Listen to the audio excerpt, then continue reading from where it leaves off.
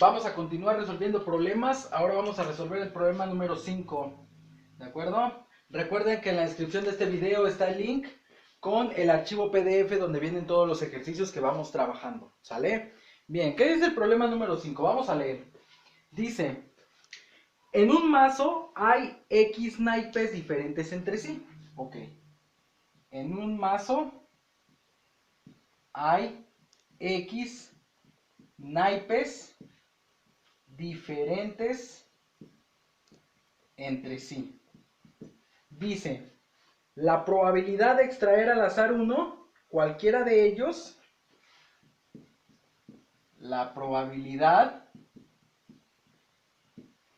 de extraer uno cualquiera, es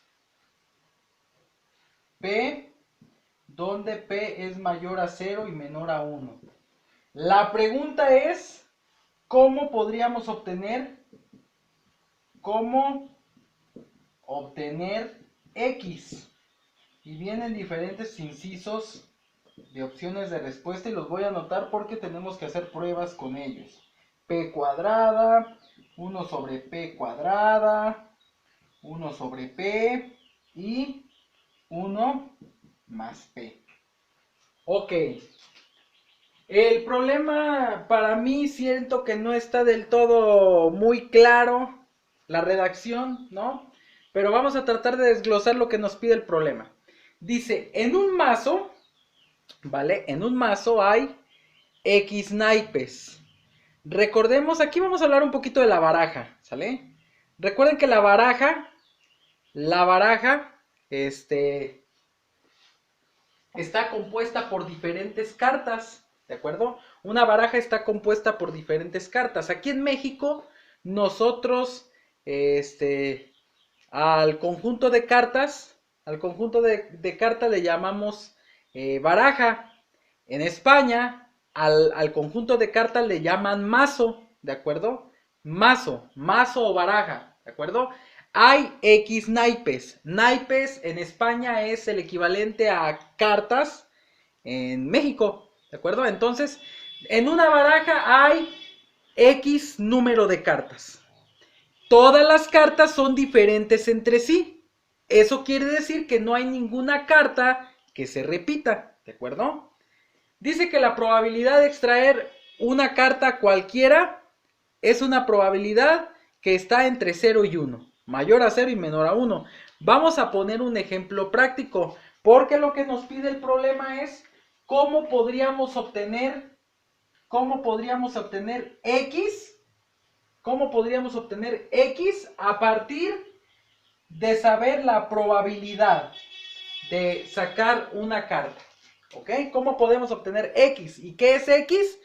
El número de naipes, el número de cartas que hay en la baraja, ¿sale? Y para eso vamos a poner un ejemplo, ¿sale? Vamos a poner un ejemplo. Vamos a suponer que nuestra baraja tiene 40 cartas, ¿ok? A X le voy a dar el valor de 40, ¿de acuerdo? Mi mazo tiene 40 cartas, ¿ok? Si yo quiero la probabilidad de sacar una de esas 40 cartas, como todas las cartas son diferentes, entonces la probabilidad al sacar una carta, cualquiera que ésta sea, va a ser igual. La probabilidad, así se simboliza probabilidad. La probabilidad va a ser igual a dividir 1 sobre 40. ¿Por qué 1? Porque todas las cartas son distintas. No hay dos cartas que sean iguales. Es decir, hay una carta única en cada una de las cartas de esa baraja. Por eso es que arriba va un 1 y abajo va 40, porque 40 en este caso es el total de cartas que yo estoy poniendo en el ejemplo. Por lo tanto, la probabilidad es igual a 1 entre 40. Recuerden que la probabilidad se puede expresar en fracción, en decimal o en porcentaje, pero yo la voy a dejar en fracción para lo que vamos a hacer a continuación. Ahora, Esta es la probabilidad, lo que viene siendo el valor de P. 1 sobre 40 para este ejemplo. Si a mí me dieran el valor de P, únicamente el valor de P, que es 1 entre 40, ¿con cuál de las expresiones que tengo aquí en cada uno de los incisos, con cuál de estas 4 expresiones podría obtener el total de cartas? En este caso mi total de cartas yo sé que es 40, es decir, ¿con cuál de estas 4 expresiones yo podría, al sustituir P en este ejemplo, con cuál de estas 4 expresiones me daría como resultado el valor de 40, el valor de X? Entonces tenemos que hacer pruebas. Vamos a ver el inciso A. Dice que X se obtendría elevando P al cuadrado. Vamos a ver. Para este ejemplo, P vale 1 sobre 40.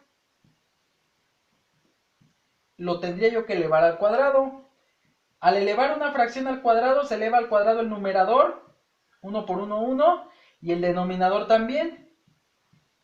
Mi pregunta es, 1600, 1 sobre 1600, ¿es el valor de X? Por supuesto que no, ¿verdad? Entonces no puedo obtener el valor de X elevando P al cuadrado. Voy a probar otra solución. Dice que X podría ser igual a dividir 1 entre P al cuadrado. Es decir, 1 entre P al cuadrado. P al cuadrado lo acabo de obtener. ¿Cuánto vale P al cuadrado? 1 sobre 1600. Si yo aquí aplico una ley del sándwich, donde a este 1 le pongo otro 1 para hacerlo fracción y dividir fracción entre fracción usando la ley del sándwich, 1 por 1600 me da 1600 entre 1 por 1 es 1. Espero que sepan usar la ley del sándwich, chicos, ¿sale? Extremo por extremo se multiplican va arriba, interno por interno se multiplican y va abajo. 1600 entre 1 son 1600. La pregunta es, ¿X vale 1600?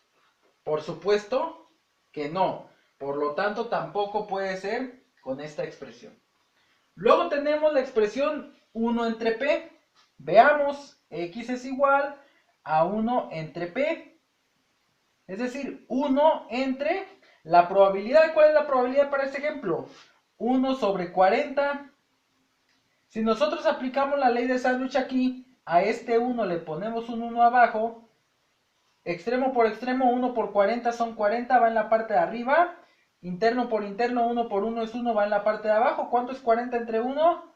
40. La pregunta es, ¿X vale 40 para este ejemplo? Por supuesto que sí. Entonces con esa expresión yo podría obtener el valor de X, el valor de las cartas. ¿De acuerdo? Y finalmente, 1 más P. X es igual a 1 más P, que vendría siendo igual a 1 más 1 sobre 40, porque esa es la probabilidad en este ejemplo, ¿de acuerdo? Y un entero más 1 sobre 40 es igual a 41 cuarentavos, que tampoco es el valor de X, ¿de acuerdo? Entonces dense cuenta que para obtener el número de cartas de esta baraja tendríamos que utilizar la expresión 1 sobre la probabilidad. Yo aquí le puse como ejemplo X igual a 40 cartas, pero si yo a X le pongo otro valor, X igual a 5 cartas, X igual a 15 cartas, X igual a 1000 cartas, la expresión que me va a permitir obtener el número de cartas a partir de la probabilidad va a ser el inciso C, ¿vale? Para que lo tengan un poquito claro, y espero haberme dado a entender lo suficiente para que también me comprendan lo que estamos haciendo, ¿sale? Muy bien, vámonos ahora con el ejercicio número 6. El ejercicio número 6. Vamos a ver de qué trata este ejercicio número 6 para irlo resolviendo, ¿sale? ¿Qué dice el ejercicio número 6? Nos pone una expresión, nos pone una expresión matemática, la voy a anotar a continuación, ejercicio número 6. Nos pone la expresión X entre valor absoluto de X menos valor absoluto de X entre X. Y me pregunta que cuál es este resultado. Ajá. ¿Cuál es ese resultado?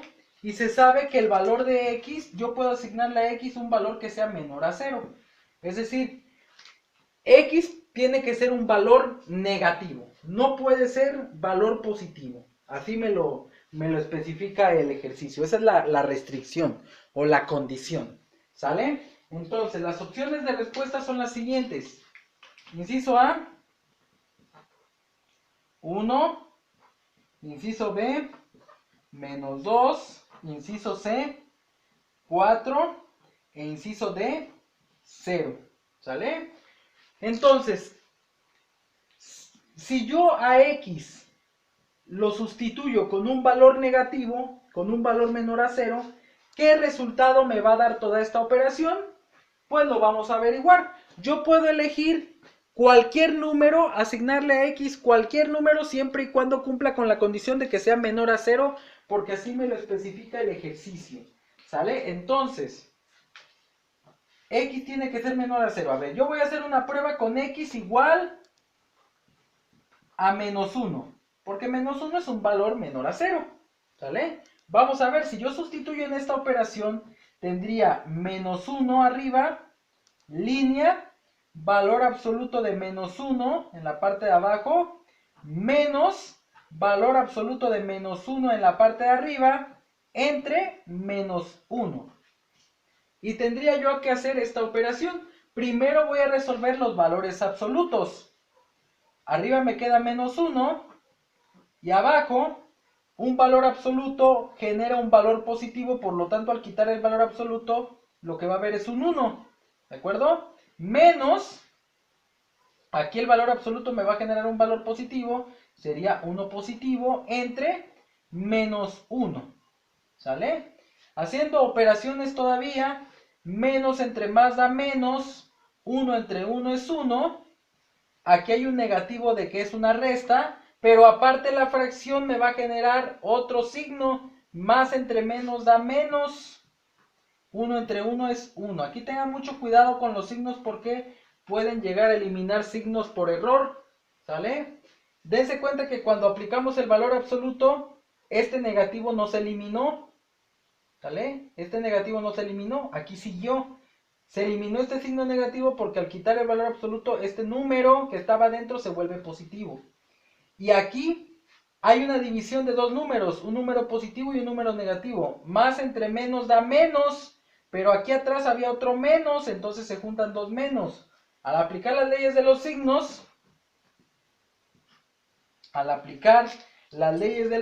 entonces tenemos que menos 1, menos por menos da más 1, y menos 1 más 1 me da 0. Entonces yo al sustituir con X el valor de menos 1, la operación me da como resultado 0. Necesito averiguar si el valor de 0 se cumple para todos los casos donde X sea un número menor a 0. Ahora voy a elegir otro valor, voy a elegir un número menor a 0, menos 5. Vamos a elegir el menos 5. Ahora X, voy a anotarlo por aquí. X vale menos 5. ¿Sale? Vamos a ver. Menos 5 entre valor absoluto de menos 5 menos valor absoluto de menos 5 entre menos 5.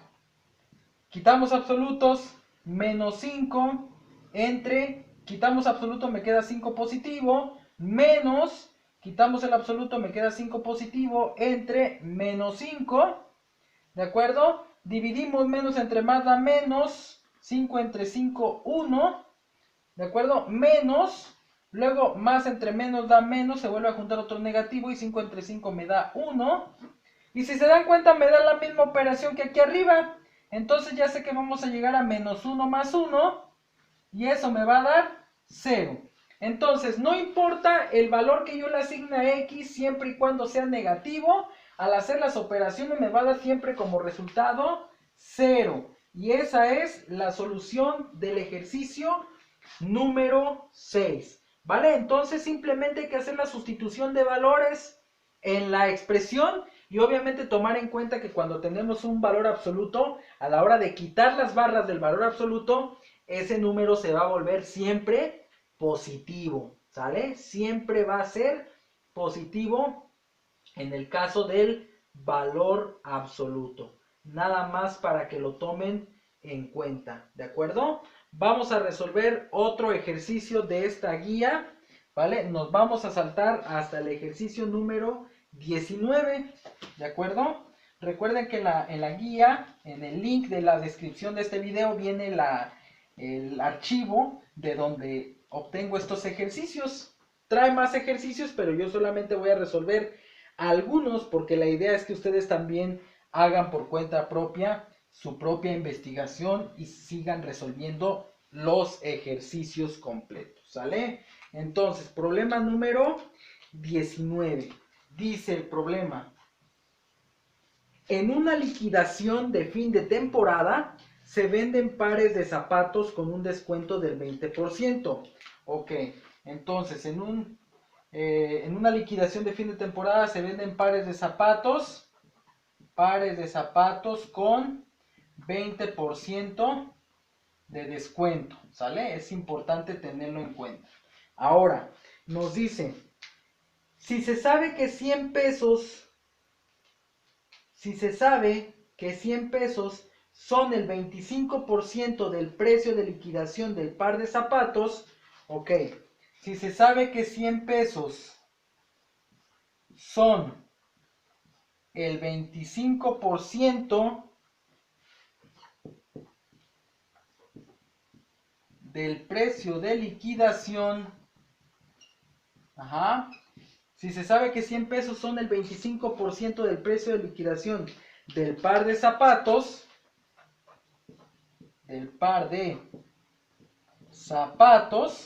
la pregunta es, ¿cuál era el precio del par de zapatos antes de la liquidación? Ok, ¿cuál era el precio del par de zapatos antes de la liquidación? Ok, parece un acertijo lo que tenemos escrito aquí, un verdadero trabalenguas que nomás me habla de liquidación, liquidación y liquidación. Pero vamos a leer nuevamente el problema para entenderlo y poderlo resolver, ¿ok? Entonces, hay una venta de liquidación. Hay pares de zapatos con un 20% de descuento, ¿ok? Hay pares de zapatos con un 20% de descuento. Entonces lo que me plantea es lo siguiente. Yo voy y compro un par de zapatos, ¿ok? Yo compro un par de zapatos y cuando pregunto por el precio, ya me dan el precio con el descuento incluido. ¿Cuál descuento? El del 20%, porque los pares de zapatos tienen 20% de descuento por liquidación, ¿ok? Entonces, ya me dan el precio con el descuento. Ahora, de ese precio ya con el descuento incluido, de ese precio me dice que 100 pesos representa el 25% del precio de liquidación. O sea, que si 100 pesos es el 25%, 200 pesos vendría siendo el 50%, porque es el doble, ¿no?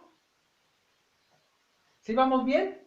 Entonces, 200 pesos sería el 50% y 300 pesos tendría que ser, ¿qué cosa?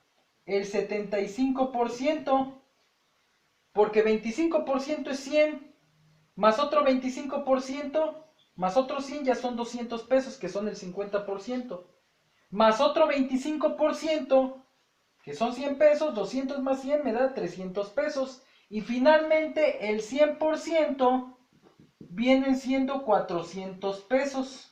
¿Ok? Entonces, inicialmente a mí me interesa esta cantidad.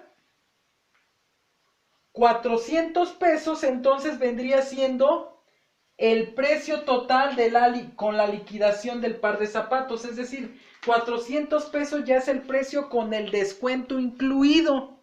¿De acuerdo? 400 pesos ya es el precio con el descuento incluido. ¿Sale? Entonces, la pregunta es, ¿cuál es el precio del par de zapatos antes de la liquidación? Es decir, ¿cuál es el precio del par de zapatos sin el 20% de descuento? ¿Ok? Entonces, pongan atención y no se me duerman. Si este es mi precio con el descuento, ¿ok? Si a este precio ya le quitaron el 20% de descuento, significa que este precio, que son 400 pesos, en realidad me representa el 80% del precio original de los zapatos, ¿ok? ¿Y por qué me representa el 80%, profe? Ah, porque a este precio ya le quitaron el 20%, ¿ok? Ya es un precio ya con el descuento incluido. Si tú vas y preguntas por el par de zapatos y ya te dan el precio con el descuento incluido, te van a decir, mira, pues estos zapatos ya con el descuento te salen en 400 varos, mi hermano. ¿Jalas o queso? ¿No? Te salen en 400 varos, ya con el descuento, para que te los lleves. Pero tú quieres saber cuál era el precio original, cuál era el precio que tenía antes de ser de liquidación. Entonces, a ti no te interesa saber cuánto vas a pagar con el descuento. A ti lo que te interesa saber es cuál era el precio original, es decir, cuál era su valor al 100%, ¿ok? ¿Cuál era su valor al 100%? Y entonces aplicas una regla de 3 simple, una regla de 3 directa. Ajá. Entonces, ¿cómo se saca el valor de la incógnita? Se saca multiplicando de manera cruzada 400 por 100. Y el resultado se divide entre, en este caso, 80, que es el número que me quedó. ¿De acuerdo? Entonces multiplican 400 por 100, eso les da 40,000, y eso lo divides entre 80, ¿verdad? Eso lo divides entre 80, y el resultado te da un total de 500 pesos.